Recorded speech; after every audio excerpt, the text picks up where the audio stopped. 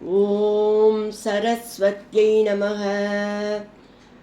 ॐ महाभद्रायै नमः।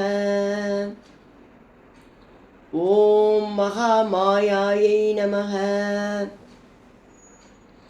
ॐ वरप्रदायै नमः। ॐ श्रीप्रदायै नमः। ॐ पद्मनिलयायै नमः। ॐ पद्माक्ष्यै नमः।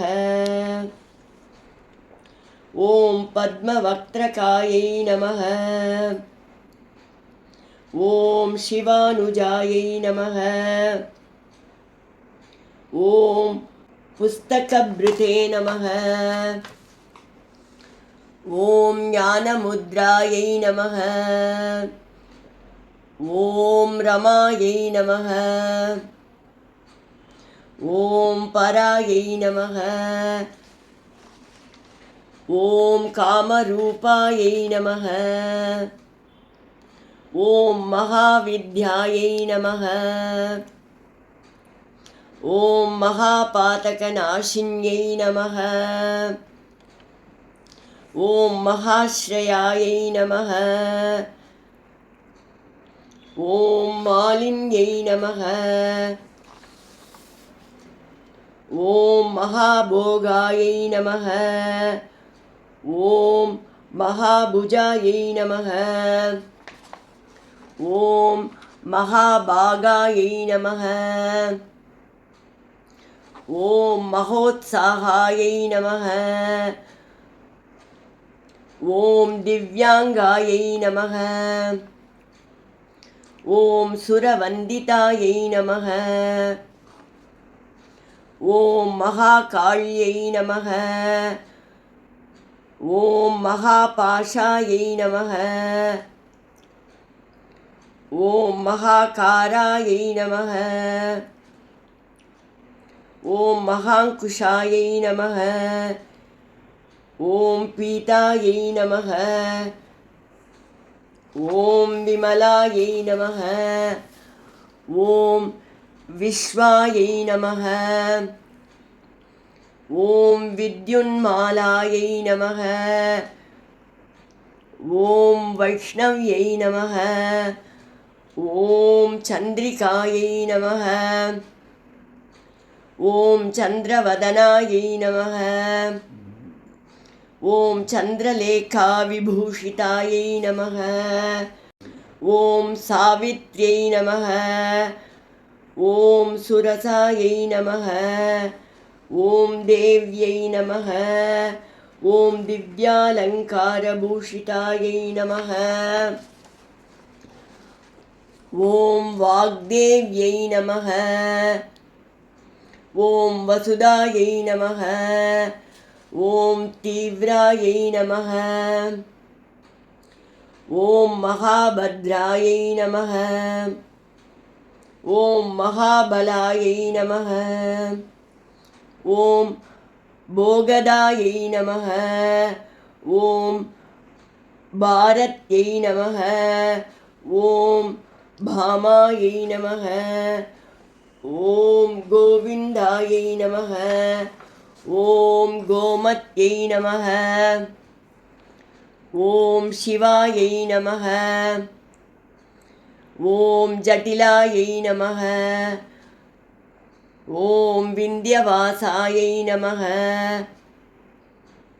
ॐ विन्ध्याचलविराजितायै नमः।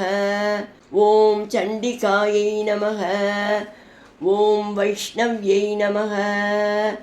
ॐ ब्राह्म्यै नमः। ॐ ब्रह्मज्ञानैकसाधनायै नमः।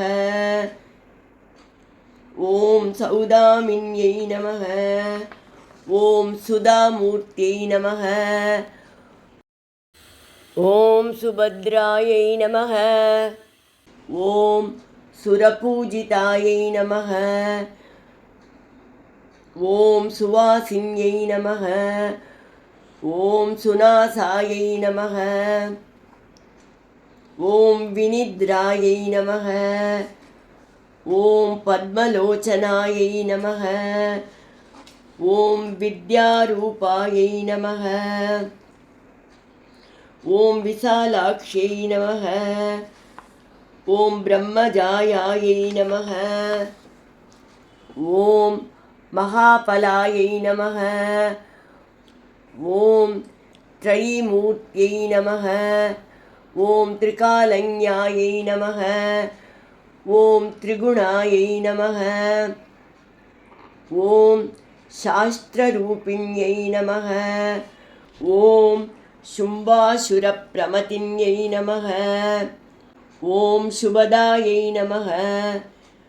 ॐ स्वरात्मिकायै नमः। ॐ रक्तबीजनिहन्त्र्यै नमः। ॐ चामुण्डायै नमः। ॐ अम्बिकायै नमः। ॐ मुण्डकायप्रहरणायै नमः। ॐ धूम्रलोचनमर्दनायै नमः। ॐ सर्वदेवस्तुतायै नमः। ॐ सौम्यायै नमः। ॐ सुरासुरनमस्कृतायै नमः। ॐ कालरात्र्यै नमः। ॐ कलाधारायै नमः। ॐ रूपसौभाग्यदायिन्यै नमः। ॐ वाग्देव्यै नमः। ॐ वरारोहायै नमः। ॐ वाराह्यै नमः। ॐ वारिजासनायै नमः। ॐ चित्राम्बरायै नमः। ॐ चित्रगन्धायै नमः। ॐ चित्रमाल्यविभूषितायै नमः। ॐ कान्तायै नमः।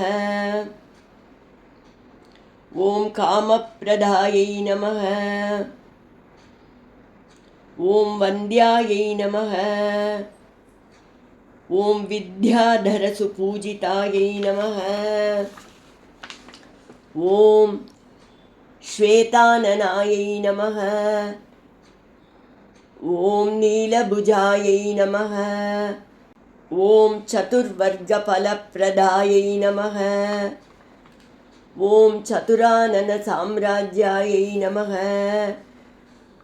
ॐ रक्तमद्यायै नमः। ॐ निरञ्जनायै नमः। ॐ हंसासनायै नमः। ॐ नीलजङ्घायै नमः। ॐ ब्रह्मविष्णुशिवात्मिकायै नमः।